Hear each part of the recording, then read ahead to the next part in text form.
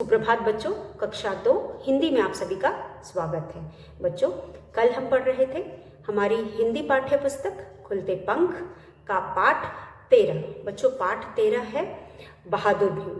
पाठ 13 का प्रश्न उत्तर हमने दोहराया था और बच्चों आज हम एक बार फिर इन प्रश्नों को दोहरा करके आगे का अभ्यास करेंगे। तो बच्चों, जैसा कि हम हमेशा करते हैं, आगे बढ़ने से पहले पिछले वीडियो में किए गए अभ्यास को हम दोहराते हैं। तो आज भी पिछले वीडियो में हमने जिन प्रश्न उत्तर का पुनरावृत्ति किया था उसे एक बार दोहराएंगे, फिर आगे का अभ्यास शुरू करेंगे।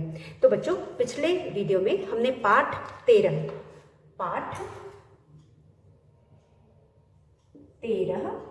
बहादुर बहादुर भीम, भ पर बड़ी की मात्रा और म भीम,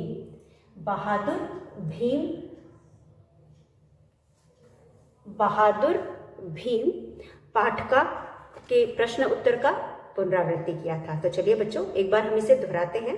पहला प्रश्न था, पांडव कौन थे, उनके नाम। तो बच्चों, पांडव राजा पांडु के पुत्र थे। पांडव राजा पांडु के पुत्र थे।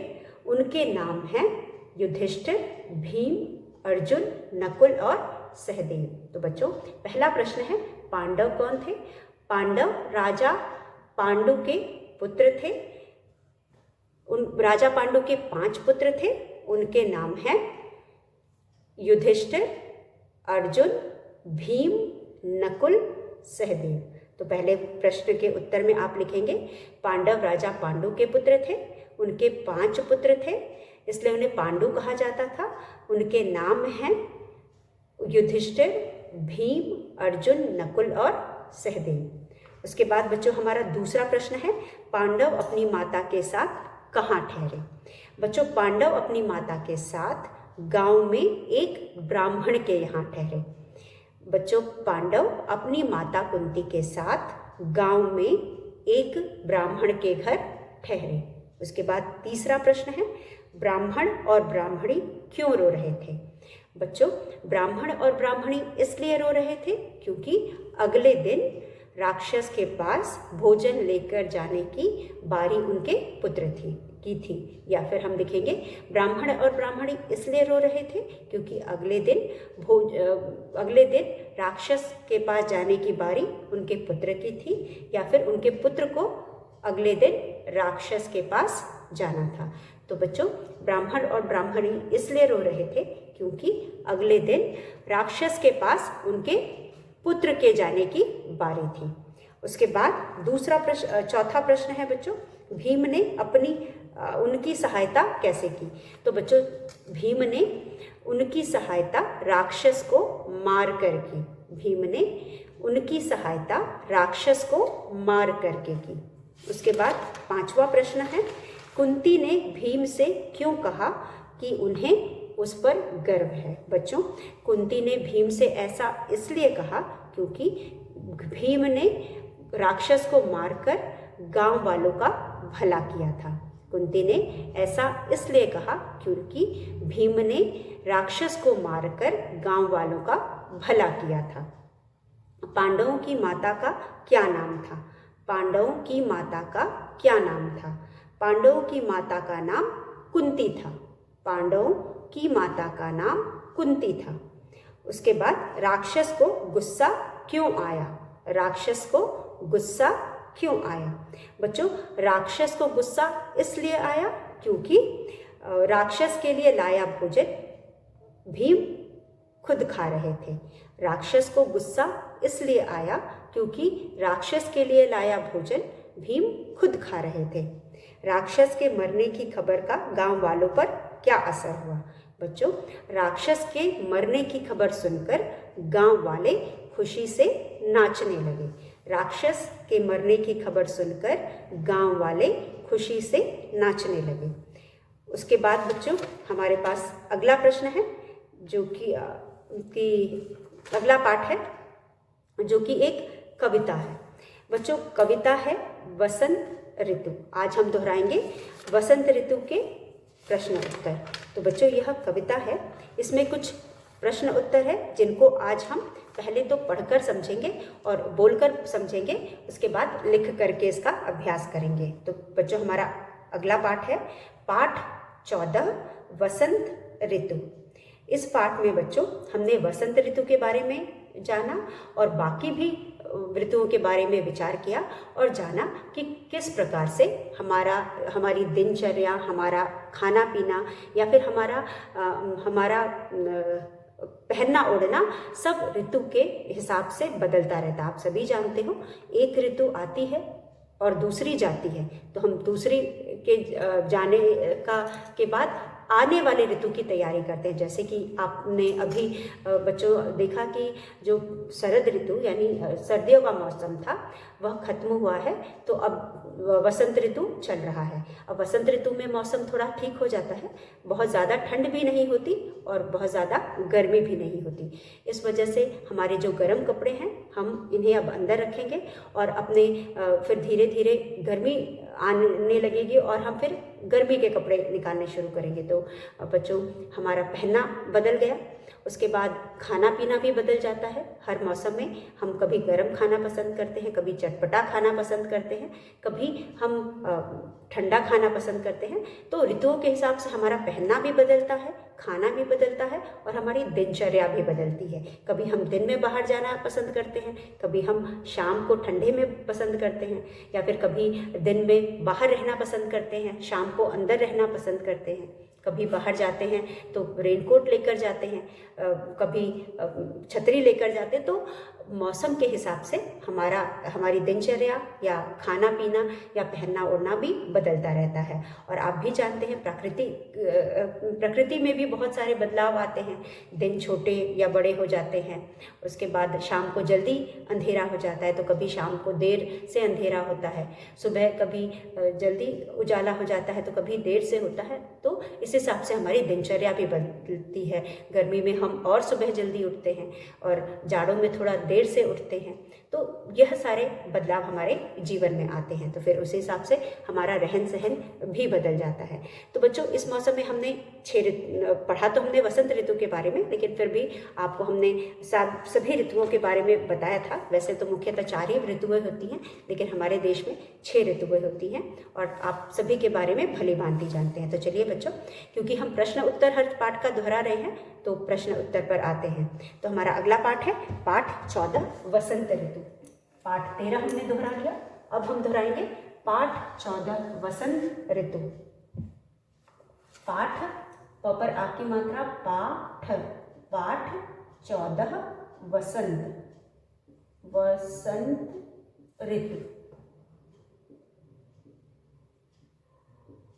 वसंत ऋतु।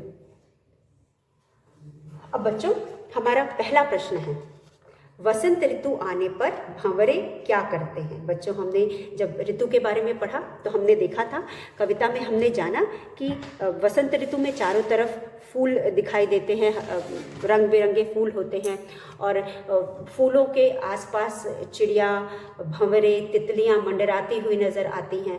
तो पूरी जो कविता थी इन्हीं के इर्द गिर्द घूम रही थी, मतलब इन्हीं के बारे में थी। उसके बाद फिर हम भी कैसा महसूस करते हैं, हवा कैसा महसूस करते हैं, वातावरण कैसा होता है, इसी सबके इर्द गिर्द थी। तो यहाँ पे वसंत ऋतु आने पर भंवरे क्या करते हैं। वसंत ऋतु आने पर भंवरे फूलों पर झूल झूल कर गाना गाते हैं। जैसा कि हमने पहली 2 पंक्तियों में देखा कि फूल फूल पर, डाल डाल पर या फूल फूल पर झूल झूल कर भंवरे गाते हैं गाना। तो इस 2 पंक्तियों से हमने जाना कि जो भंवरे होते हैं वसंत ऋतु में वह भी बहुत मस्त हो जाते हैं, क्योंकि चारों तरफ उनको रंग बिरंगे फूल दिखाई देते हैं। इन फूलों को देख करके, फूलों की डालियों पर बैठ करके वह झूला झूलते हैं और मस्ती भरा गाना गाते हैं। तो जो वसंत ऋतु है आने पर भंवरे फूलों पर बैठकर झूल झूल कर गाना गाते हैं। यह हमारा पहला प्रश्न है। उसके बाद कोयल क्या करती है। जिस तरह भंवरे मस्त हो जाते हैं उसी तरह कोयल भी मस्त हो जाती है। कोयल जो है डालियों, डाल डाल पर, पात पात पर है हमारा पंक्ति है, डाल डाल पर, पात पात पर कोयल का स्वर मस्ताना। हम सभी जानते हैं कि जो कोयल होती है वो बहुत ही मीठा गाती है, बहुत सुरीला गीत गाती है, उसका स्वर बहुत ही सुरीला होता है, तो वह बहुत सुरीले आवाज़ निकालती है। तो हमें ऐसा प्रतीत होता है, हमें ऐसा लगता है कि कोयल डाल डाल पर, मतलब डालियों पर और पत्तों पर, पात पात पर बैठ बैठ करके मस्ती भरा या मधुर स्वर में गीत गाती है। जो कोयल है वह डाल डाल पर, पात पात पर यानी डालियों पर और पत्तों पर बैठ करके मधुर स्वर में गाना गाती है। तो यह था हमारा दूसरा प्रश्न, वसंत ऋतु का हवा पर क्या असर होता है। तो बच्चों, हमने अगली दो पंक्तियों में पढ़ा कि महक महक कर चहक चहक कर, हवा यहाँ इठलाती है, क्योंकि जो हवा है उसमें फूलों की महक मिल जाती है, आमों की कोपलों की महक मिल जाती है, जिससे हवा जो है वह खुशबू से, इन सब की खुशबू से मस्त हो जाती है और बहक जाती है। बहक जाना मतलब मदमस्त हो जाती है और उसके अंदर घमंड आ जाता है, यानी इठलाने लगती है, क्योंकि वह इतनी मस्त हो जाती है या फिर इतनी खुशबूदार हो जाती है कि उसके अंदर में एक तरह का इठलाहट आ जाता है और वह नखरे दिखाने लगती है। तो यहाँ उत्तर में हम लिखेंगे वसंत ऋतु आने पर हवा इठलाने लगती है। क्यों इठलाने लगती है? क्योंकि वह खास हो जाती है, उसमें खुशबू मिल जाती है और उसमें मस्ती आ जाती है, इस वजह से वह इठलाने लगती है। वसंत ऋतु का हम पर क्या असर होता है? तो बच्चों, जब पूरा माहौल ही मस्ती भरा होता है और पूरा माहौल ही मदमस्त होता है, तो वसंत ऋतु आने पर हमारा तन मन खुश हो जाता है और हम भी मस्त हो जाते हैं। मतलब हम लिख सकते हैं कि वसंत ऋतु आने पर हमारा तन मन खुश हो जाता है। तो बच्चों, यह थे कुछ प्रश्न उत्तर इस कविता के। अब हम इन्हें लिख करके इनका अभ्यास करेंगे। तो यहाँ पे हम पाठ 14 वसंत ऋतु के प्रश्न उत्तर की पुनरावृत्ति करेंगे। हमारा पहला अभ्यास है प्रश्न उत्तर। प्रश्न उत्तर में पहला प्रश्न है प्रश्न 1। प्रश्न 1 में हमारे पास है बच्चों, वसंत ऋतु आने पर, वसंत ऋतु, ऋतु, वसंत ऋतु आने, आने पर, भंवरे, भ पर चंद्र बिंदु, वरे, भंवरे क्या करते हैं? वसंत ऋतु आने पर भंवरे, वसंत ऋतु आने पर भंवरे क्या, क आधा क या, क्या करते हैं। वसंत ऋतु आने पर भंवरे क्या करते हैं? तो हम यहाँ उत्तर में लिखेंगे उत्तर 1, वसंत ऋतु आने पर भंवरे क्या करते हैं? वसंत ऋतु आने पर भंवरे, हम यहाँ लिखेंगे वसंत ऋतु, ऋतु आने पर भंवरे,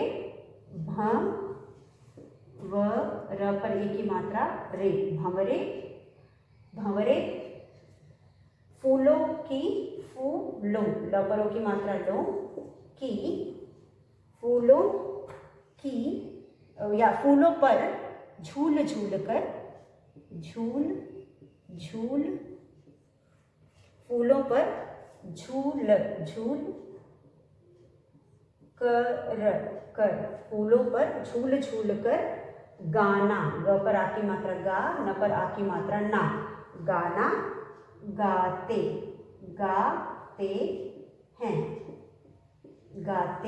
हैं। वसंत ऋतु आने पर भंवरे क्या करते हैं? वसंत ऋतु आने पर भंवरे क्या की जगह हम लिखेंगे फूलों पर झूल झूल कर गाना गाते हैं। वसंत ऋतु आने पर भंवरे फूलों पर झूल झूल कर गाना गाते हैं। उसके बाद हम लिखेंगे प्रश्न 2। प्रश्न 2 में हमारे पास है कोयल क्या करती है? वसंत ऋतु आने पर कोयल क्या करती है? कोयल क्या क र त पर बड़ी की मात्रा ती है। वसंत ऋतु आने पर कोयल क्या करती है? उत्तर में हम लिखेंगे उत्तर 2। अब उत्तर में हम लिखेंगे कोयल डालियों और पत्ते पर, क पर ओ की मात्रा को, य ल कोयल डालियों और पत्तों, और आधा त पूरा त पत्तों पर कोयल डालियों और पत्तों पर बैठ कर गाना या मधुर गीत,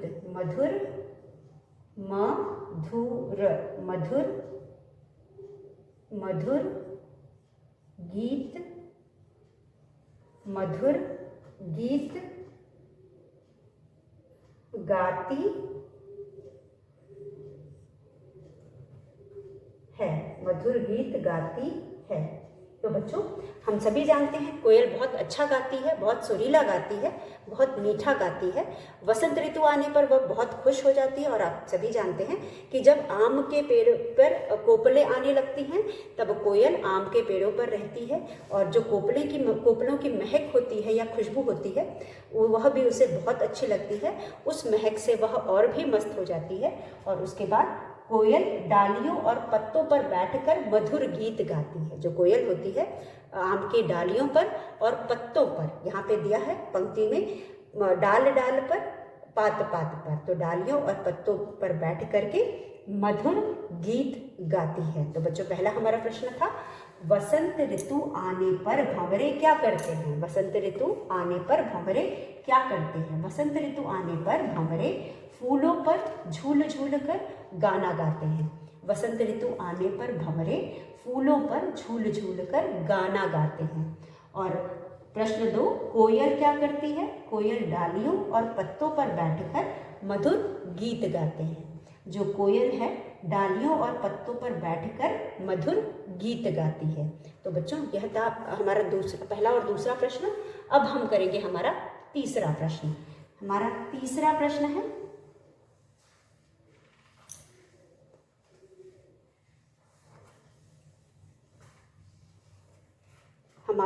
तीसरा प्रश्न है वसंत ऋतु का हवा पर क्या असर होता है? तीसरा प्रश्न, प्रश्न 3, वसंत ऋतु आने पर वसंत ऋतु आने, आ न पर एक की मात्रा, आने पर वसंत ऋतु आने पर हवा जो है, हवा इठलाने,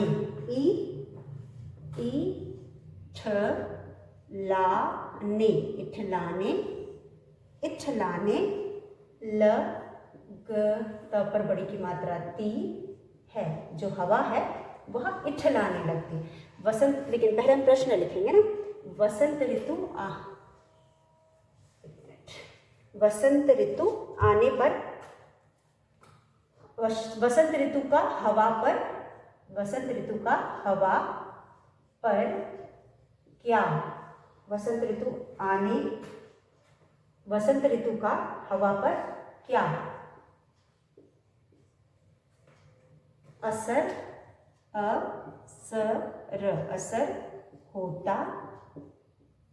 होता है? असर होता है।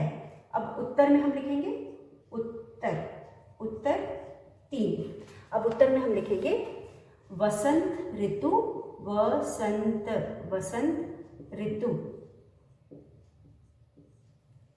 आने पर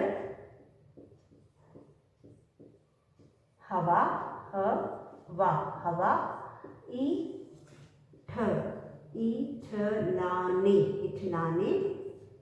इठलाने लगती है। वसंत ऋतु आने पर हवा इठलाने लगती है। उसके बाद प्रश्न 4, वसंत ऋतु आने पर हवा इछलाने लगती है। उसके बाद चौथा है वसंत ऋतु का हम पर क्या असर पड़ता है। वसंत ऋतु का हम पर क्या असर पड़ता है। वसंत ऋतु का वसंत ऋतु का हम पर क्या असर होता। ह पर ओ की मात्रा होता है। वसंत ऋतु आने पर हम पर क्या असर होता है। अब उत्तर में हम लिखेंगे वसंत ऋतु आने पर हमारा वसंत ऋतु आने पर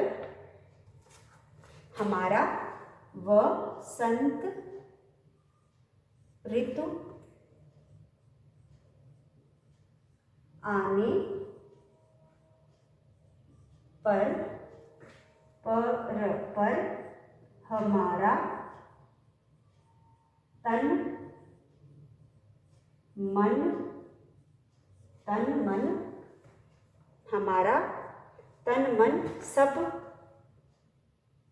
खुश हो जाता है। खुश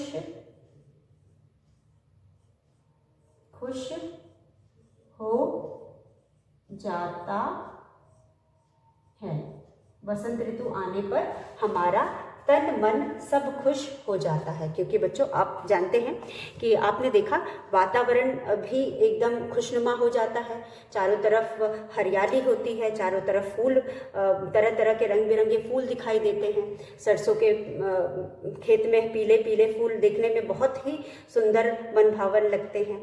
उसके बाद जो हवा है उसमें भी फूलों की खुशबू, आमों के कोपलों की खुशबू मिल जाती है। तो वातावरण भी बहुत खुशनुमा हो जाता है और हमारे तन और मन को भी बहुत अच्छा लगता है। क्योंकि ना बहुत ठंड होती है ना बहुत गर्मी होती है, तो हमारे तन को भी अच्छा महसूस होता है। और वातावरण के खुशबू और फूल पौधों को देख करके हमारा मन भी अच्छा होता है।